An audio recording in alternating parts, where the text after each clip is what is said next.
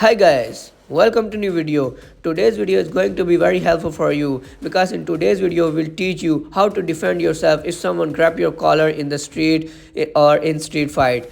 So let's start the technique. If someone grab your collar in this position and his arm will straight, then you will do this technique. You have seen on YouTube that many martial artists teach this technique. This is not good because in this technique your opponent can grab your neck. Now I'll show you the other one, and if you do this technique is also not so perfect for you because even in this technique the opponent can hit you in the face. Now I'll show you the perfect technique.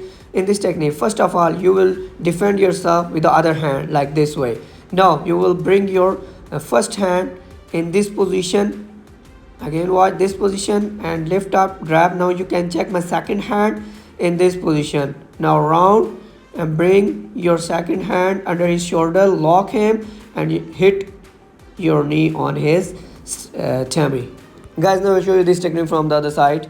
So let's start. If you grab your collar in this position, now step number 1, block. Step number 2, bring your arm in this position, lock his first arm. Now bring your second arm over his neck and lock his second arm in this position. Now hit your knee on his tummy.